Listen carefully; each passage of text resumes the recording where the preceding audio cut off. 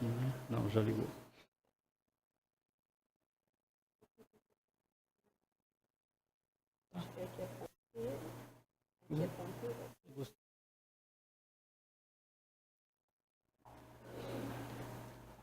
Boa noite a todos. Feriado, né? Em Rio Preto, Dia da Consciência Negra.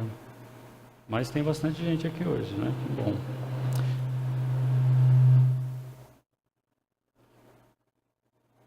Bom, o tema de hoje é um tema que a gente ouve bastante falar, né? Que é Allan Kardec, o codificador. E nós vamos estar conversando a respeito da vida dele, da bibliografia desse homem, né? Desse missionário, um grande sábio, né? na reencarnação, onde ele materializou, né? Onde ele exerceu esse papel missionário de transformar conceitos espirituais, né? Que a espiritualidade maior queria passar para a humanidade, e ele foi o instrumento de materialização da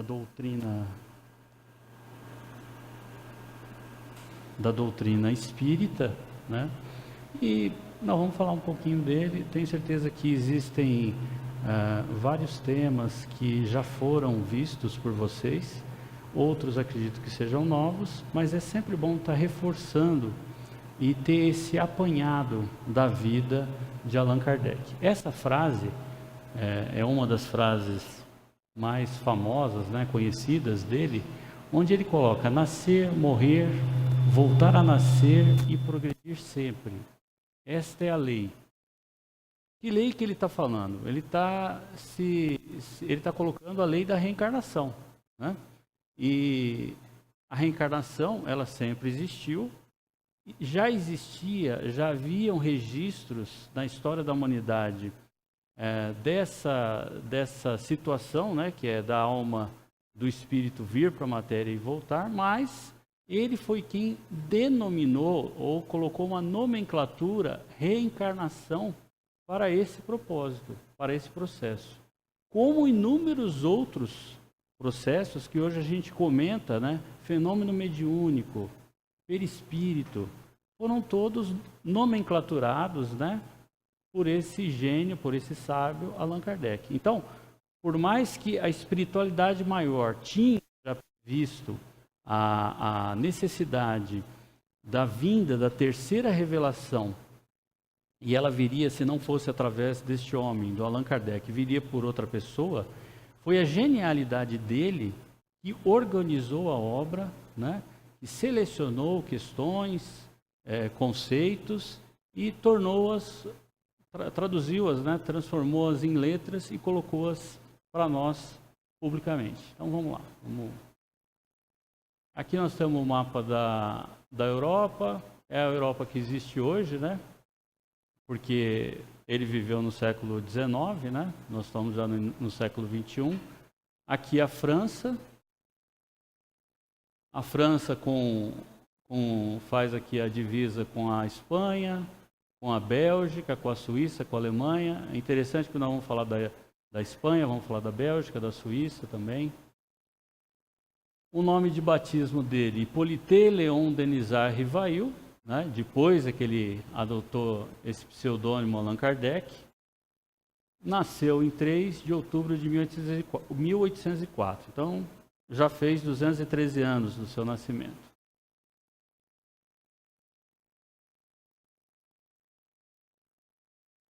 Família católica tradicional, né? Ele nasceu numa cidade de Lyon. Vamos ver essa cidade de Lyon.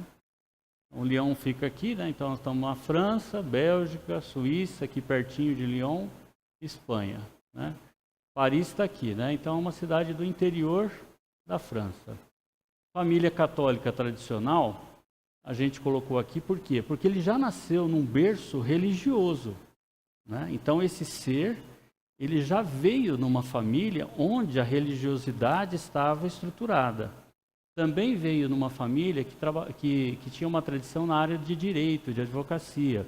Então tinham advogados, tinha magistratura, juízes e, por consequência, educação. Por quê? Se você tem uma carreira na área de direito, você precisa estudar. Então, não só a religiosidade já estava presente na família em que o Rivail nasceu, né? Porque nós estamos falando aqui do menino Rivail agora, como também já existia essa predisposição do estímulo para a educação, que foi fundamental para que ele se tornasse o codificador da doutrina espírita. Quem foi a referência educacional do Rivail? O Rivail, né, o Hippolyte Léon Denisard Rivail, ele se dedicou à pedagogia até aproximadamente 55 anos. Depois é que ele foi se dedicar às mensagens dos espíritos e codificar, né, iniciar aí a doutrina dos espíritos. Então, para ele ser esse pedagogo, né, para ele se dedicar à pedagogia, ser esse educador, a referência, sem dúvida, a referência principal dele foi o Johann Heinrich Pestalozzi, né? Para esse educador suíço, Pestalozzi, os sentimentos tinham o poder de despertar o processo de aprendizagem. É interessante a gente observar que a família do Rivail, que é o Allan Kardec, né, depois, ela enviou o menino, né, com 11 anos, ele foi da França para a Suíça, em Yverdun, onde ficava o castelo, né, que é o colégio de Pestalozzi. Então, ele ficou, o Allan Kardec, né, que nós estamos falando do Rivail, dos 11 aos 18 anos, aprendendo, né, nesse colégio, dentro de um método, dentro de uma metodologia educacional completamente revolucionária, né? Revolucionária até para os dias de hoje, porque você imagina, né? Você vai despertar o processo de aprendizagem pelos sentimentos. Não tinha nota no colégio lá em Verdun, do Pestalozzi, não tinha castigo. As crianças ficavam na mesma classe, era separada os meninos das meninas, não era misto, mas as idades eram mistas. Então, se tinha um menino de 10 anos que gostava de aprender matemática, um outro colega dele, já de um pouco mais de idade, ia ensinar o que ele sabia de matemática. O estímulo vinha a partir do indivíduo. Foi nesse colégio que o professor, né, o futuro professor, o menino Rivail, absorveu todo esse sistema educacional, esse método de educação do Pestalozzi. E isso foi fundamental para o desenvolvimento intelectual e moral do futuro Allan Kardec, né? Num contexto social transitório, a educação na época tinha raízes no conceito religioso arcaico. Conceito social transitório é porque nós estamos falando aqui, o Pestalozzi, ele desencarnou, né? Ele faleceu em 1827. Quando o Rivail, o menino Rivail, teve contato com o Pestalozzi desencarnou com 81 anos, aproximadamente. Ele estava com 69 anos, o Pestalozzi. E o Rivail, ele tinha 11 anos, dos 11 aos 18. Então, ele teve um contato com o Pestalozzi quando esse professor Pestalozzi já tinha absorvido uma série de informações, tinha muita bagagem para oferecer. Então, a genialidade desse ser, né, do Hippolyte Léon Denisard Rivail, pôde absorver toda essa experiência e utilizou isso também na codificação da doutrina espírita. Então, nós temos aqui uma imagem de Paris, né? Aqui, 1840, aproximadamente, só para a gente ter uma ideia do cenário em que vivia o Kardec nessa época, né? Nós temos aqui uma espécie de uma carruagem, então não tinha automóvel ainda, os homens usavam cartola, os vestidos das mulheres eram os vestidos da época, né? Bem específicos. Aqui a gente tem uma arquitetura, né? Só para a gente ter uma ideia da França e de Paris nessa época. Aos 18 anos de idade, ou seja, em 1822, ele passou a lecionar em Paris. E em 1824, ele passou a escrever e publicar obras já, livros. Aos 18 anos de idade, ele lá em Verdun, conversando com Pestalozzi, ele falou que ele queria voltar para sua terra natal, para a França, e ele queria difundir esse método educacional, né, mais aberto por toda a França e, se possível, pela Europa. Pestalozzi convidou o Rivail, né, já professor Rivail, porque aos 18 anos de idade ele já foi dado o bacharelado para ele já podia dar aula, então ele adiantou vários anos na vida dele, dada a inteligência dele. Pestalozzi já passou para ele o título de bacharel, então ele já podia lecionar. Mas o Pestalozzi falou para ele assim: olha, eu já estou com uma certa idade, fica como diretor aqui no nosso colégio, em Yverdun. Mas Allan Kardec, na época, o professor Rivail, com 18 anos, ele falou: não, aqui já está difundido esse método, nós precisamos espalhar esse método por toda a Europa. Então eu vou voltar para a minha terra natal, para a França, não foi para Lyon que ele voltou para Paris, e a gente vai ver o que se sucedeu lá em Paris. Mas o importante é que em 1824, ou seja, ele tinha 20 anos, ele começou a publicar obras. Quando eu falo que ele estava publicando obras, gente, são obras desde a área de humanas, exatas e biológicas. E não eram ensaios, não. São obras em aritmética, anatomia comparada, astronomia. São obras que foram utilizadas durante décadas dentro da educação pública da França. Então foram assim, nortes mesmo para posteriores educadores e educadores da época se utilizarem dessas obras, aos 20 anos de idade. Em 1825, ele fundou, então, um colégio em Paris, naquela metodologia de Pestalozzi, né? E esse colégio foi até 1834. Aqui é algo interessante da gente observar, que o colégio não durou nem 10 anos, né? E era um colégio onde ele pretendia difundir esse método do Pestalozzi por toda a vida. Então houve uma grande frustração para o professor Hippolyte Léon Denisard Rivail. E essa frustração veio porque ele tinha um tio que era sócio dele, onde ele iniciou o colégio em 1824, né? 1825, aos 21 anos. Ele iniciou esse colégio assim, o tio como sócio, né? Financeiramente eles bancaram os dois o colégio. O tio cuidava da parte administrativa e econômica, e ele cuidava do sistema educacional, né?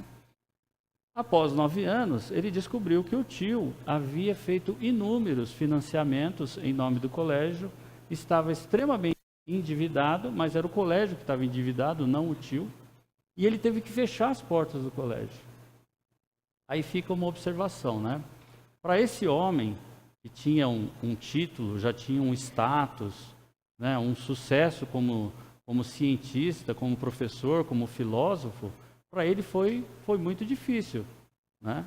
Só que, se a gente for assim observar, talvez como ele seria o codificador da doutrina espírita se ele tivesse aí na fase dos seus 50, 60 anos, se ele tivesse um colégio com centenas de alunos para estar orientando, na forma que ele orientava, acompanhando quase que indiretamente, né, mas acompanhando quase que individualmente cada aluno.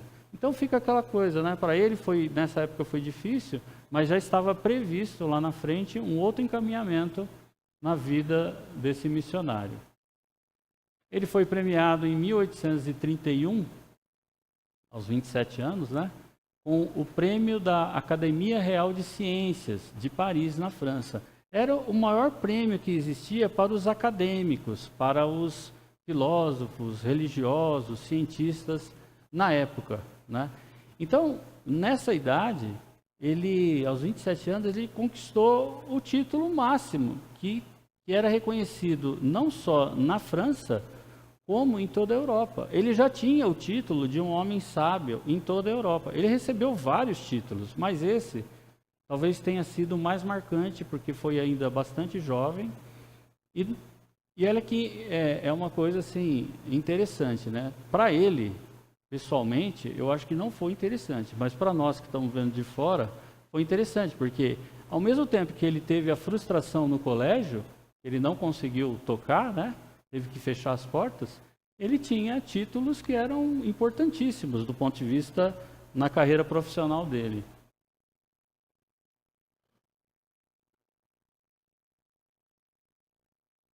Agora nós estamos em 1832, né? E ele casou-se com a professora Amélie Gabriela Baudet. Ela é professora e foi uma valiosa colaboradora na elaboração das obras espíritas. Ela esteve ao lado de Kardec todo o tempo, né? E quando eu falo que esteve junto, não foi fácil para esse homem, nós vamos ver daqui a pouco, trocar todos os títulos que ele tinha socialmente reconhecido como um grande, né, cientista e filósofo na época, por uma autoria, entre aspas, ele não foi o autor da doutrina espírita, ele sabia disso e nós sabemos disso, mas na época precisava ter alguém que colocasse à frente, né, se colocasse à frente dessas publicações. Então foi muito difícil para ele tomar essas decisões. E a esposa, a Amélie, esteve sempre do lado dele. Inclusive, quando fechou o colégio, ele passou em 1835, quando fechou o colégio, até 1840 aproximadamente, ele lecionou cursos gratuitos de química, física, anatomia comparada, astronomia, entre outros, na casa deles, né? Então a Amélie não só concordou, como ela tinha uma família bem abastada financeiramente, ela bancava as despesas da casa, mas ele não aceitou um empréstimo da família dela para pagar a dívida do colégio.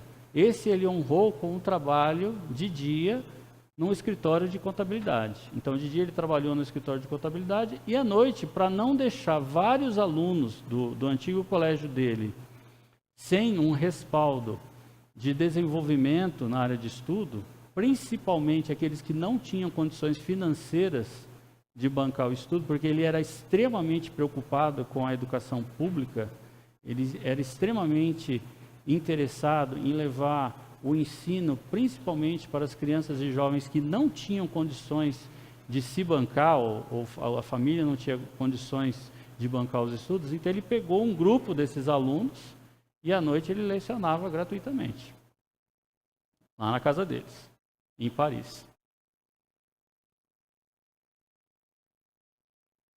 Bom, aqui nós temos nessa imagem, nós temos aqui uma reunião da alta sociedade, aqui em Paris, mas poderia ser na Europa como um todo, né? Nós estamos em Paris entre 1850 e 1852, então ele já está indo com seus 50 anos, o professor Rivail. E havia uma diversão nos salões europeus, né? Que diversão era essa? Eram as mesas girantes, né? Então, na metade do século XIX, a gente encontra esses fenômenos mediúnicos que eram extraordinários. E eles aconteciam em toda a Europa, não era só na França, em toda a Europa. E começou nos Estados Unidos. Em 1847, 48, numa cidadezinha de Hydesville, no estado de Nova York, nos Estados Unidos. Depois de Hydesville, passou para Rochester. Mas começou com a família Fox, as famosas irmãs Fox, com pancadas lá na cabana em Hydesville, né? Em 1848, de 2 a 4 anos depois, nós já estamos na França, né? Nos salões da França, com os mesmos fenômenos acontecendo. Então, houve realmente uma pleiade enorme de espíritos superiores auxiliando esse momento, né, onde precisava ter um alicerce para que houvesse a manifestação material da terceira revelação para a humanidade. Nós sabemos que a primeira revelação são os 10 mandamentos com as leis mosaicas. A segunda revelação é a própria vinda de Jesus Cristo na matéria, né? Passando ali pela Galileia, Palestina. E a terceira revelação é o Consolador, a doutrina espírita, cujo missionário responsável pela materialização de toda essa obra nós estamos conversando hoje. As mesas girantes eram fenômenos que eram considerados diversões na época, diversões sociais mesmo. Em torno de pequenas mesas faziam-se perguntas onde os espíritos respondiam por meio de pancadas. Não sei se o pessoal aí do fundo vai conseguir ver, mas tem mais ou menos 2 palmos do chão, o pezinho dessa mesa aqui, ó, está mais ou menos 2 palmos do chão. Então ela está no alto. Ao menos que eles estivessem aqui amarrando a mão deles ou colado com super bonder, na época não tinha, né? Nós temos aqui o fenômeno das mesas girantes. As mesas se moviam sozinhas. Gente, se vocês imaginem agora essa mesa aqui se mexendo sozinha, é capaz de não ficar um aqui nessa sala, né? Era o que acontecia, as mesas se mexiam sozinhas. Nós estamos falando principalmente de mesinhas pequenas, que eram como se fossem banquinhos de piano, né? Então batia o pé, batia uma vez, uma pancada, por exemplo, letra A. 2 pancadas, letra B. 3 pancadas, letra C. Ou uma pancada, o número 1. 2 pancadas, o número 2. Assim, a gente tinha condições de montar frases, né? E números para datas, inclusive. E assim eram as mesas girantes, nos salões sociais. Não tinha televisão, não tinha internet, né? Então, nessa época, a alta sociedade, a burguesia e a nobreza se reunia para passar o tempo.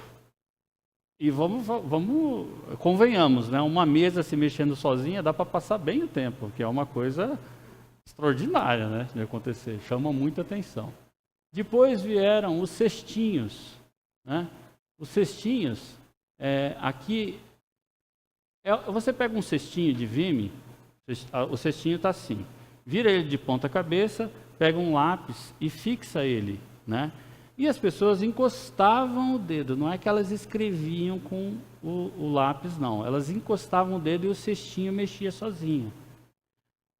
Já ficou bem mais fácil do que a pancada, né? Porque a pancada demorava para você traduzir. Então é a letra A, é a letra C, é a letra Z, né? É o número 1, é o número 10. Nesse caso, a gente teve um avanço ainda maior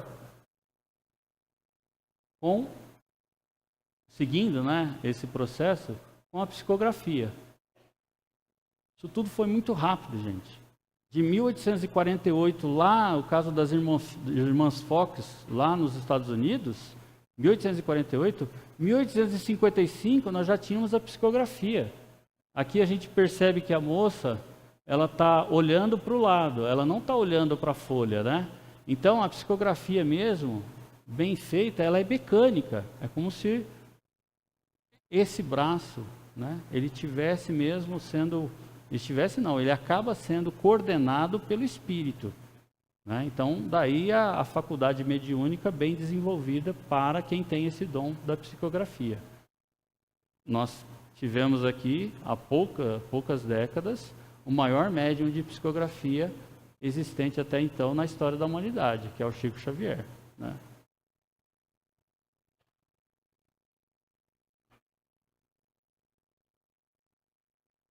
Bom, mais uma reunião mediúnica aqui. Nesse caso, é uma reunião já de psicografia, na casa dos Baudin, em Paris também. Se interessou pelas mesas girantes em 1855, onde ele decidiu observá-las. Então, o Rivail, né, o professor Rivail, ele não se interessava, ele já sabia desses acontecimentos sociais. Mas os amigos convidavam ele falava, eu não vou perder meu tempo com acontecimento social, com diversão de mesa se mexendo. Primeiro que ele tinha uma certa desconfiança dessas mesas se mexendo sozinhas. E outra, ele era extremamente preocupado com a educação, principalmente a educação pública na França e na Europa. Então, ele só passou a frequentar em 1855, quando já não tinha mais as mesas, ainda existiam as mesas girantes, mas já tinha a psicografia desenvolvida. Ele assistiu por indicação do seu amigo, o Sr. Fortier, um cientista, né, um magnetizador de longa data. Então, o Sr. Fortier era um cientista que estudava magnetização e era amigo do professor Rivail. E chamou, vamos lá, vamos ver uma sessão de psicografia, vamos assistir. Um dos locais dessas reuniões era a residência dos Baldin, né, do Sr. Baldin, sua esposa, e eles tinham 2 filhas na faixa de 14, 16 anos, que psicografavam dessa forma que nós comentamos aqui, né, com uma entrega total como instrumento da mediunidade de psicografia. As 2 filhas do Sr. Baldin. Quando Allan Kardec, que ainda não era Allan Kardec, nem ele sabia que ele ia se chamar, ele ia adotar o pseudônimo de Allan Kardec. Quando o professor Rivail chegou lá nessa reunião dos Baldin, ele tinha disponível já 50 cadernos psicografados, os quais ele começou a revisar, analisar, estudar. Então, quando ele teve acesso a esses fenômenos, já haviam 50 cadernos. Você coloca aí 100 mensagens por caderno, por exemplo, tinha um material aí de 5.000, mais ou menos, respostas, mensagens, né, para ele poder estudar, analisar e tirar as suas conclusões. Mas a primeira impressão dele, o que ele percebeu é que havia algo muito profundo nesses acontecimentos. E foi ele quem percebeu isso, porque até então todo mundo usava como brincadeira, como diversão.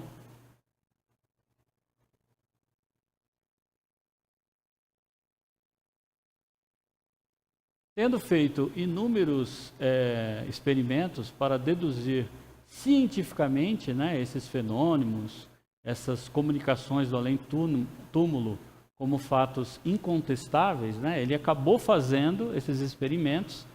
Como que ele fazia esses experimentos? Bom, ele começou a ele formular questões, né, e levar para esses médiums. Ele selecionou de 10 a 12 médiums, né. Na casa do Sr. Baldin tinham 2 médiums, né. Depois ele selecionou. Olha só, toda a codificação ela é baseada de 10 a 12 médiums. Aí a gente percebe que realmente houve a mão divina conduzindo, né, a publicação das obras da doutrina espírita. Aí ele começou a levar questões. E ele percebia que algumas questões eram respondidas de forma superficial. E outras com uma profundidade tão grande que ele percebia dentro do conhecimento que ele tinha de filosofia, de ciências, né, de história. Ele falou, não, realmente, quem está escrevendo, quem está fazendo essa resposta, né, não pode ser uma menina de 14, 16 anos. Porque a densidade, a profundidade dos conceitos filosóficos aqui existentes só poderiam ser escritos por um grande filósofo. Aí tinha lá a assinatura, por exemplo, Sócrates, né, Santo Agostinho. Então, ele começou a perceber que, primeiro ele percebeu que havia algo importante. Depois ele percebeu que era real realmente essas comunicações. Tratava-se realmente de espíritos. E olha que interessante, quando eu falo espíritos aqui, é porque Allan Kardec deu essa nomenclatura, né? Individualidades que se encontravam no plano espiritual, como nós, pessoas, né? Com inteligência, individualidades, né? E ele percebeu isso e percebeu que havia diferença. Espíritos menos elevados, respostas superficiais, bobas, e respostas de uma densidade, uma profundidade muito grande, a ponto dele começar então a organizar essas respostas e querer publicar esses livros. É lógico que nessas visitas, nessas participações das reuniões, a própria espiritualidade maior começou a estimular ele, você tem que publicar uma obra sobre esses acontecimentos. A espiritualidade maior orientando. E ele, entendendo a profundidade do que se tratava, ele começou a se dedicar muito, muito mesmo, né? Várias horas, dormindo poucas horas por dia, com auxílio da esposa, né? Da professora Amélie, a escrever a obra para ela ser publicada. Então ele constituiu, né? Kardec constituiu a doutrina dos espíritos, que ele mesmo denominou de espiritismo, né? Então fica claro aqui que não é a doutrina kardecista, porque não foi Kardec quem escreveu. Ele foi esse grande instrumento, esse missionário que com a sua genialidade organizou essas questões, essas respostas, esses conceitos em livros, né? Foram 5 obras, nós vamos ver aqui, e publicou elas.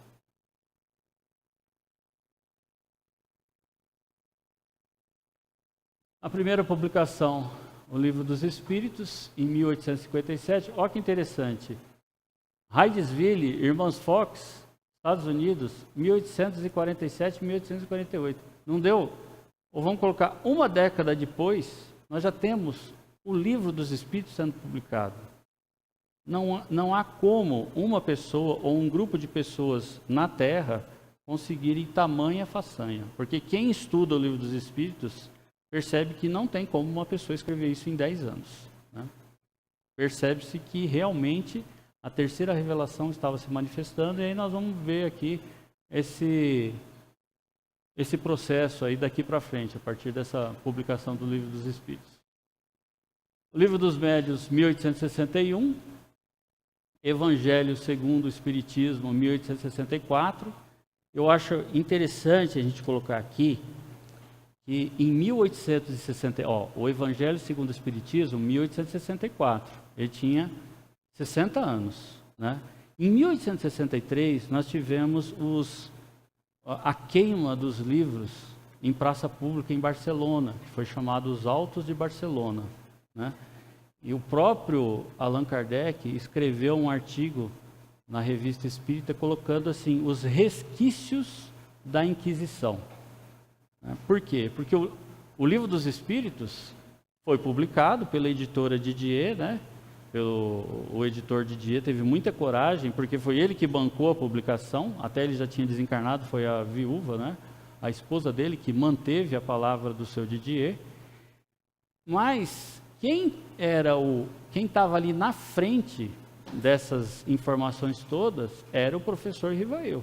Era o grande filósofo, era o homem sábio, que começou a ser questionado, né? Naquele status moral dele, ele foi questionado, mas como? Você está fundando uma religião? Que doutrina espírita é essa? Ele sabia que ele não estava fundando, que era algo que vinha do plano espiritual e que ele estava sendo um instrumento disso, mas as pessoas não sabiam. E ele enfrentava, nessa época, o sobrinho de Napoleão era imperador na França e também perseguia ele. Não de forma tão ostensiva, mas havia essa perseguição. Agora, ele tinha um amigo em Barcelona que tinha uma livraria, pequena livraria, um francês que morava em Barcelona, na França, e quis importar, né? Manda para cá um lote de livros espíritos para a gente difundir aqui. O bispo de Barcelona, bispo católico, recolheu e fez questão de queimar em praça pública, questionando. Isso aqui não é coisa de Deus, não é obra de Deus. Então a gente tinha aí ainda um ranço da Inquisição, da perseguição que correu o mundo aí, o planeta, do século V ao século XV, né? Então ele teve que ter muita coragem para bancar aí toda essa publicação da obra do Espiritismo. Nós temos aqui em 1865 o Céu e o Inferno e a Gênese em 1868. O Pentateuco, né, o conjunto de obras de tamanha densidade intelectual e moral, são a prova de que é uma revelação para a humanidade de ordem divina. Nós estamos encerrando daqui a mais alguns minutinhos. Vamos ver só mais algumas informações a respeito dele. Esse é o retrato mais conhecido dele, né? Era em preto e branco e foi colorido recentemente. Mas tinha fotografia na época, é o retrato dele mesmo. Então, a partir de 1858, ele passou a editar a Revista Espírita. 1857, Livro dos Espíritos. 1858, ele começou a editar todo início do mês, todo mês, impreterivelmente, tinha uma edição da Revista Espírita. Porque muitos trocavam cartas com ele. E muitos que eu falo eram cientistas, filósofos de outros países da Europa, questionando, estimulando. E em cima dessas cartas, ele começou a publicar artigos, né, algumas críticas, né, ele corrigia algumas obras, ele teve algumas alterações que foram feitas em algumas obras do Pentateuco, né? Então a Revista Espírita ela é fundamental e ela é hoje ainda uma diretriz para quem gosta de estudar o Espiritismo, que tem muito assunto que é abordado de forma mais específica do que existe, que é mais ampla. A obra do Pentateuco é muito mais ampla, né? Muito mais abrangente. E essa edição da Doutrina Espírita durou séculos, da Revista Espírita.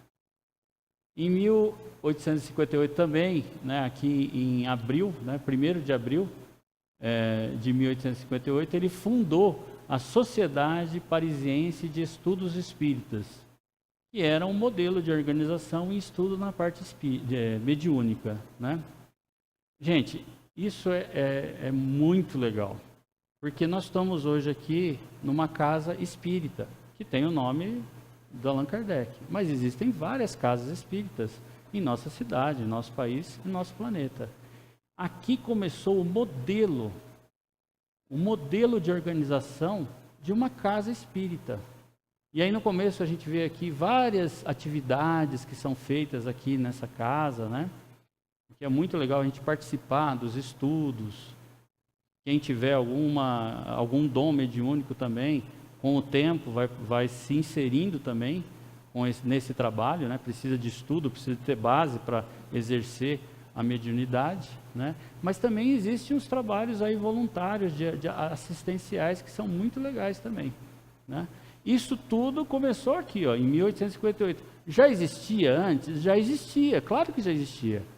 Assim como o termo reencarnação já existia. Mas Allan Kardec, né, esse homem foi quem nomenclaturou, organizou, estruturou todas essas informações, né? Ele condicionou isso para que a gente pudesse até estar hoje conversando aqui a respeito disso de uma forma mais criteriosa. Então começou aí, o primeiro centro espírita em 1858. Essa tirinha aqui é para a gente descontrair um pouco, né? Aqui nós estamos na época aí do século XVIII, XIX, né? Um nobre, ele tem tudo, ele tem tecido, dinheiro, joias, é tudo meu, né? O excesso, né? Mas pode ser para os dias de hoje também, porque hoje nós temos uma classe social que vive em excesso também, e a gente mesmo, no nosso dia a dia, muita coisa a gente vive em excesso. Então, fica um conceito de época, mas um conceito para a gente colocar em prática também. E atualmente, né, a pessoa, por exemplo, é só um exemplo aqui, tá? Ela está passando por uma dificuldade na área profissional, está desempregada. Eu não sei por que está tão difícil conseguir emprego. Hoje a gente está vivendo uma crise econômica, né, e política, então está meio difícil de analisar isso só de uma forma espiritual, né?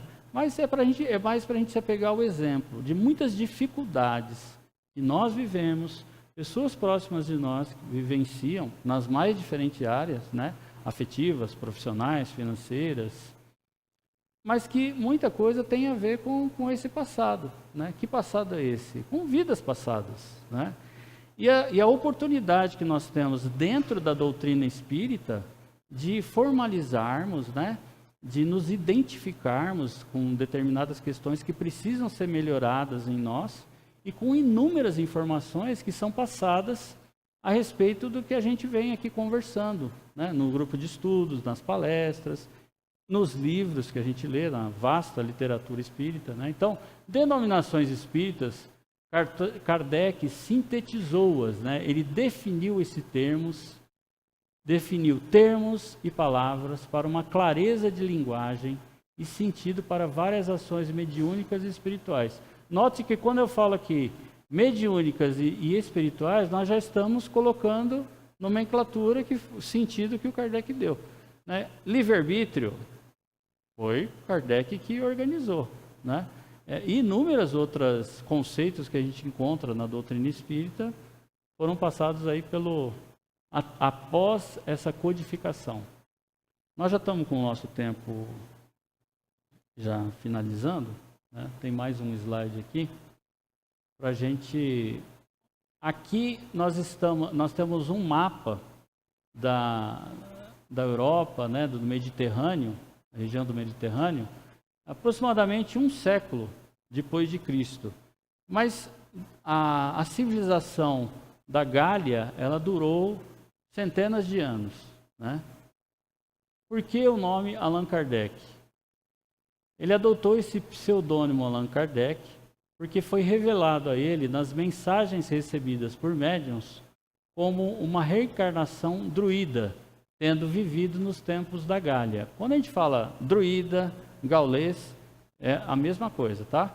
Então, a Gália, ela fica aonde é a França hoje. E Allan Kardec, ele viveu mais próximo ali da Gália, da França, onde é a França hoje, com a Bélgica, né? E foi falado para ele, essas sessões que ele participou, né? Onde ele recebia mensagens, informações, orientações dos espíritos, da espiritualidade maior, foi falado, ó, você foi um sacerdote druida, você viveu no tempo das Gálias, né? E você foi um sacerdote, você se chamava Allan Kardec. Aí ele teve a ideia, como que eu vou publicar um livro e não vou escrever o nome do autor? E como eu vou colocar o meu nome e vou confundir toda a minha obra de pedagogia, de filosofia, né? Como que eu vou confundir essa obra com algo que é muito maior do que uma ou do que um grupo de pessoas? Aí ele adotou esse pseudônimo de Allan Kardec. Né? Então, é só para a gente ilustrar um pouquinho melhor aí essa informação, né? Muita gente já sabia, mas fica aí essa história de que essa informação de que o druida e gaulês é a mesma coisa. E aqui nós estamos 1 século depois da vinda de Jesus. Depois teve a invasão de Roma, né, sobre essa região, e aí teve uma outra história. Gente, tem muitas informações para serem passadas. Nosso tempo encerrou, né? Quando a gente estuda a bibliografia de Allan Kardec, a gente verifica que isso não acaba. É realmente assim, são muitas informações que a gente poderia passar, informações muito interessantes, né? Quem quiser depois pode pesquisar, né? Tanto no Google como na própria literatura existente, né? A gente tem obras póstumas que falam bastante também de Kardec, né? Tem o que é o Espiritismo também, que foi uma obra publicada por Kardec também. Mas eu acho que a intenção hoje era fortalecer um pouco a gente de informações a respeito do codificador da doutrina espírita, passar um pouquinho mais de informações aí sobre a história pessoal dele. Tá? Então, encerramos por aqui, agradecendo a presença de todos, a oportunidade de estar aqui conversando. Obrigado.